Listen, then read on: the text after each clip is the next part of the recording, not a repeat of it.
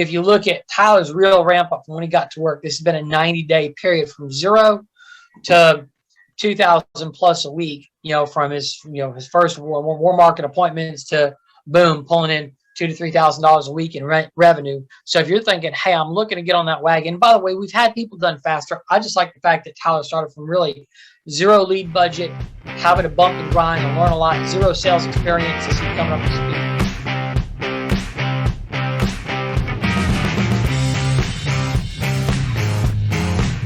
So Tyler, tell everybody where you live and what you was doing when you heard about us and how long ago that was.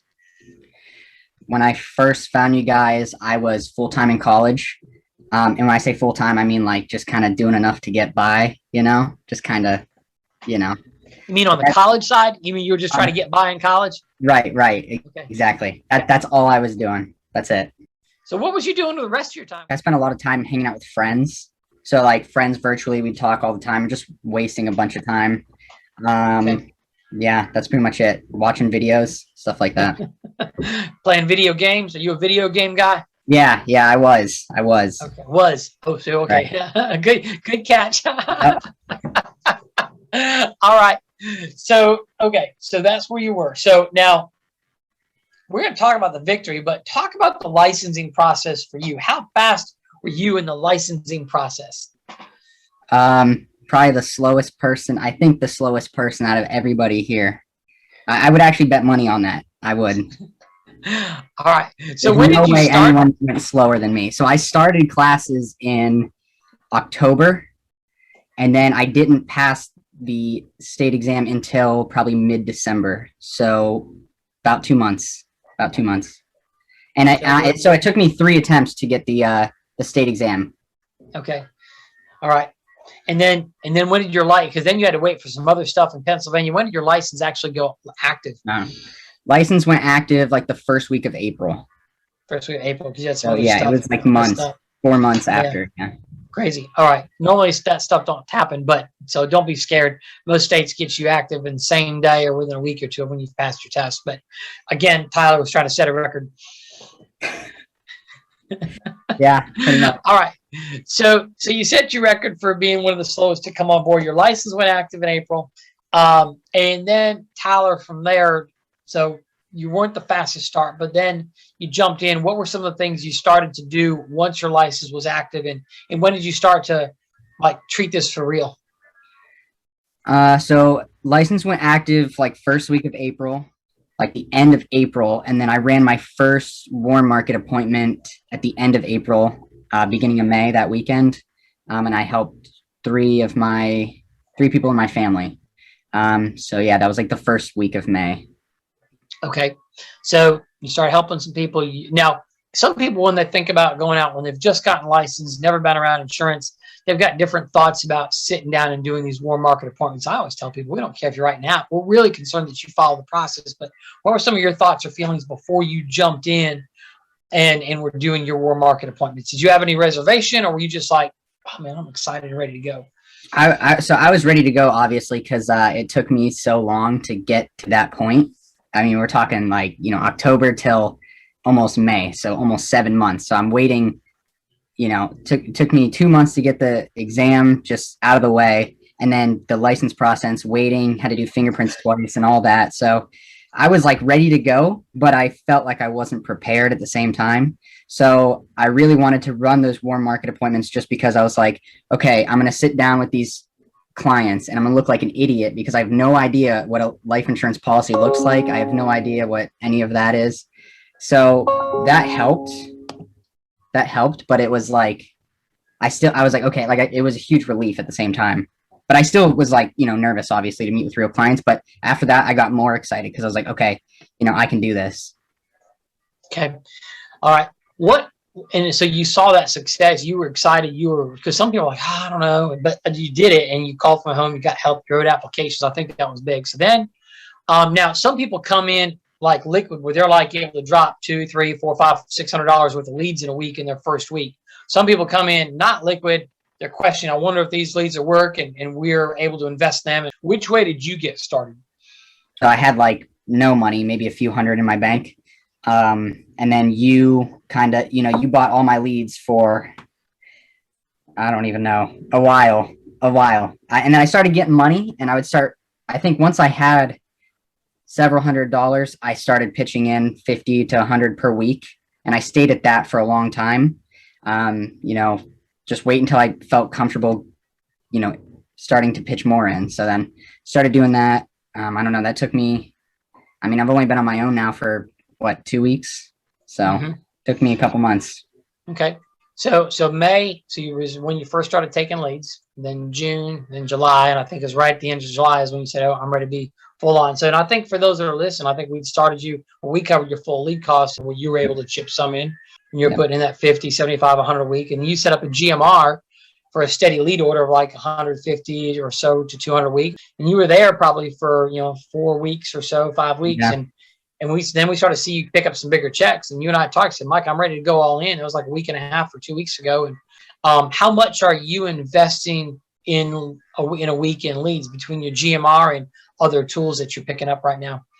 So I think the GMR was at like 300, maybe a little bit more, 300, 350 a week. And then I was pitching in about 200 to 400 a week, but I wasn't doing it the right way. Like I was kind of like, it wasn't enough. Like I should have put more in. So now I've realized that, I have to hear things 4 or 5 times before I actually start doing it. So once I started doing that, now I'm doing like 5 to 800. I don't really count. I need more leads. I buy them. I call them. If I don't get enough appointments, I go buy more. So I really don't know. Okay. But probably somewhere in that range. Yeah. Okay. So you become from not having any money to invest. Now it's like, okay, I'm not scared to drop in 5 to 100 now. And again, somebody could be saying, huh, is he paying attention? Well, yeah. So like I think I took a snapshot of your deposits for the month of August from what was the first deposit on the second through what's going in tomorrow. And you're up to like $4,400 over a 2-week span. So somebody could say, well, that's 2,200 a week. So if he's dropping $600 in leads in a week and he's bringing in 2,400, hey, that's a 25% of his revenue is going back. That's a 75% profit margin. A lot of people would kill for that in their business in their first few weeks as you ramp it up. And so it also means you've got more space to probably do more too. But that's the mindset, is not being afraid to make things happen there. And you've taken ownership. You've got a higher contract. You know what you got to do to move up. And if you look at that run rate, hey, you could be cash flowing at this pace. You could be cash flowing 10,000 plus this month with what you're doing, right? And have your first 10,000 month in commissions. So I think that's a big deal. And just like your willingness to be like, okay, yeah, I know I'm making money. I'm not worried about my net as much as getting better and doing more. I had somebody talking the other day to you and I, and they asked you, how many hours are you working a week? What was your answer? Because I thought that was good. It was, I don't know. I don't track them because it's not a job, it's a business. So it's like the mindset's like, okay, it's not like, let me clock in my hours, do the work I need to do. It's, I need results, and I'm not good by any means. Like I'm making so many mistakes, but I know if I just learn even just 1% something better every time I sit in the home, I'm like, okay, well, let's buy all these leads, 800, maybe 1,000 a week, and then just make all these mistakes because I just want to get better. So it's like, how many hours am I going to? I have no idea. And that's such a healthy thought process. Because I was talking to somebody else getting started the other day, and he's like, I spent 8 hours dialing on Monday, and you have no idea how hard I worked. I'm like, how many dials did you make? It's like 112. I said, Bo. I said, oh my gosh. I said, dude, let me stop you from lying to yourself. I said, dude, you didn't work 8 hours.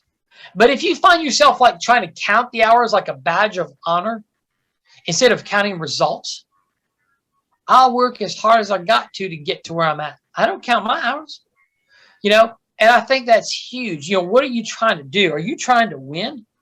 So I'm just like, that kind of stuff is huge. Are you treating like the hours like a prisoner who's like counting down the days in their cell? Or, like I remember John Maxwell saying, he said, it's not how fast you get there or get out of there. It's how far can you go? How far can you go in one day? What if I push myself and let off the brake and just said, what can I do if I went all in for longer? So I think, so Tyler, I think that's one of the things that's helped you is you're not counting hours. You're like, how much can I do? And I think that really, I'm hoping with somebody else that's new that's resonating with them. That's huge. While you're doing all this, you've started to put together a team and you've got stuff happening. Talk to me about what shifted and got you excited about putting together a team. When did things start to click and what were the actions that you started to take? I don't really know when it clicked. I think so. The first time I hired somebody was the beginning of June. So I think what kind of clicked was in May. I was like, May was a pretty good month. That was my first month and it was pretty good. I thought, it was like, okay, this is pretty good. I was like, I could start building a team. I was just kind of more like getting in the flow of things because obviously I wasn't very efficient with my time and stuff like that. But once I was like, during like dial sessions and stuff, if I had extra time, I was like, okay, it doesn't mean I'm done for the day. I can reach out to people that I've had or make lists as I go, reaching out to people just because, like you said, it's like, you're not going to get paid instantly by hiring someone day one, but over time it starts getting bigger and then those results will come in. So it's just, kind of like my future self is going to be mad if I don't do that, like if I didn't spend those days calling people and, setting up LinkedIn and Indeed or whatever, Glassdoor, whatever, all that stuff. If I didn't spend that time, I wouldn't have a team right now. And then I'd still be starting from scratch. So it's like, think about your future self. What would they say? And there's you just listen to the voice in your head.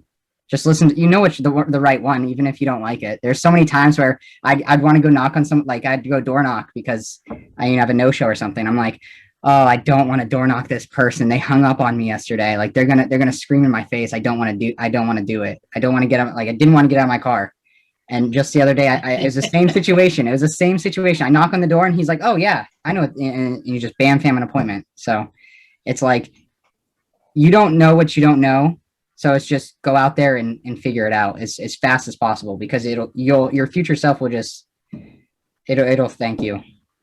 Have you heard this definition of hell is the person you are when you die meeting the person that you could have been. Yeah. I hear. Yeah. That idea, I don't remember where I got it from, but it plays on a loop all the time. Yeah. It's like, well, good. I like the fact that you're acting and moving with, I don't want to say with intentionality, with intensity, with a sense of urgency. Because somebody could say, oh, you're young, you got plenty of time. How important has been, attending the spring summit and then being at our summer conference here a couple of weeks ago, how important has that been for you in terms of just developing the mindset to grow fast? It's really important because before this, I spent a lot of time trying to learn skills, but online. So, there's people out there that have these skills that are doing it, but there was a disconnect because I was like, oh, they live some crazy life. They're doing this and that. You only see the results really. But then when you go and you meet these people personally and they tell you their story and, it's like, we're all just people. No one's really that special. So it's like, okay, if they can do it, I can do that. Or if there's just even one tiny little thing that someone says, it just kind of sticks on a loop in my head. And so every time it's like something that resonates with a struggle I had, like the door knocking thing, or a day where you door knock like 10 people or something. It's like, oh man, I'm not getting any results. It's not that door knocking, it sucks. I think of Megan's voice when she's like, I talked to her on the phone once and she was like, you're not going to get all of them, but just don't stop. And I was like, okay. So now, if I have an appointment that's finished and at the end of the day or something, it's just that little voice, don't stop, don't stop, don't stop. So you just door knock until it's like dark. Hey, some people say, well, I know I'll get to a conference event when I can afford to, but like you can went without having received a paycheck yet, just understand, hey, I need to get there back in the beginning of May. I know you just got your health license. We're talking about that. Why did you decide to get your health license? Why did you decide that's important? Because I want to offer more value to the marketplace. There's a lot of people that I have sat with where they thought it was for Medicare benefits or health supplements or something, or cancer, plans. Megan always talks about that. She always submits all of them. People love that stuff. But I can't offer that to anyone. So there's an accidental. That's huge. I sat down with the family. I couldn't write the accidental. I had to have you and Noel do it for me. So it's just opportunities that I've just left money on the table because I didn't take a couple hours of my time to just be able to do that. So there's just money still on the table to this day. I have a stack of leads that I'm like, go back as soon as I'm AHIP certified and health insurance and stuff like that. So it's just, you want your tool belt to be, huge. Yeah, more tools, help out more levels. So making points to do that, that's big. I've got a friend, I was just connected. I had not talked to him in a bit, and somebody I've met through the insurance business. And he's now got 1,300 Medicare Advantage clients. He says, Mike, my average renewal is $20 a month. That's $26,000 a month in renewals every month, whether he shows up for work or not. He says, Mike, I've got so much referral business coming on my Medicare stuff. I don't take these. I can't even get to them. I've got to give some away to a couple of people on my team. So I'm telling you, it's worth it. Now, one of the things I caution, don't abandon what you're doing. Don't be like, well, I need to stop. Like, no. We're adding the health in. It's highly valuable because I still believe you're going to be more productive and profitable by learning the life, health, and wealth together and then teaching a team of agents, right?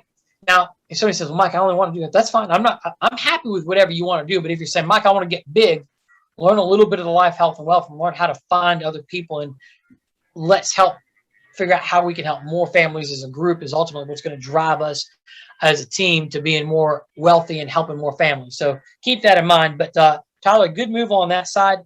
What are some of the things you're doing in the recruiting tools? Talk to us about how you found some of the people that are coming on board that you've got in class.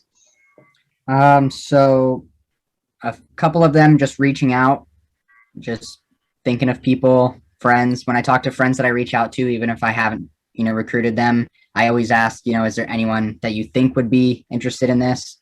But the biggest thing for me was I made a job post on LinkedIn, and I don't pay for it or anything. It's just the free one. And I don't know. It works. I do it like once a month. I'll edit it, make the job post the way I want it, and I post it, and it'll be active for a month. And within that month, I'll get like 30 applicants or so, so it trickles in while I'm still focused because, I'm still focusing on the life side of things and getting in front of as many people as I can. But LinkedIn's doing it in the background for me, having people, it's the inbound instead of the outbound.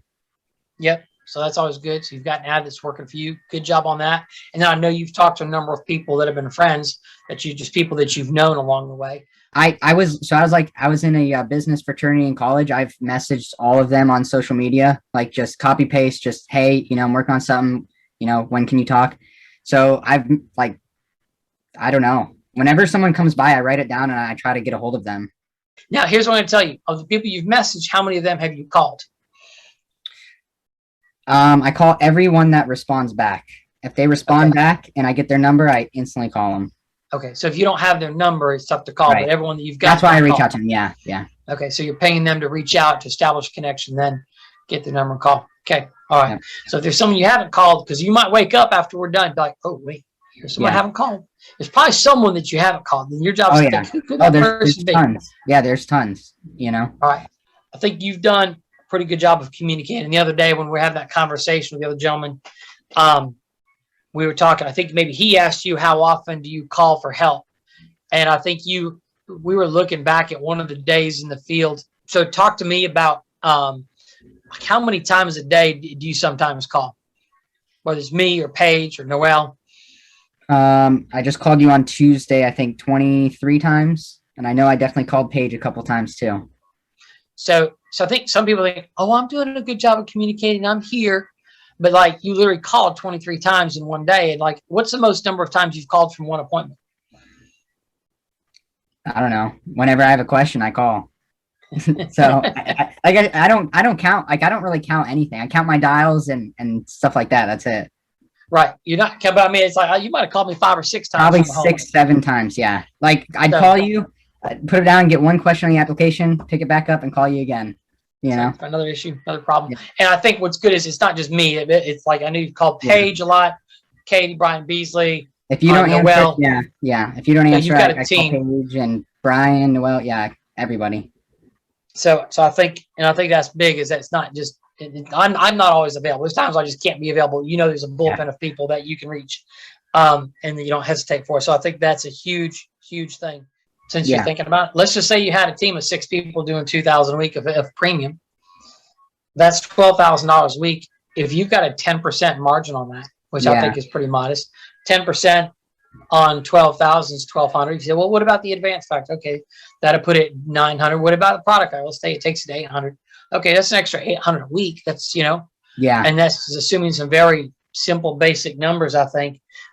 So that's an extra $3,200 a month in overrides with a modest team like that. So if you can scale from there, and then you're getting better at what you're doing, you're earning a higher contract level. So these are all powerful things that are there. Yeah. It's exponential. Hey, we hope you enjoyed that video. And if you like that one, we have some more for you right here. And don't forget to hit the subscribe button below.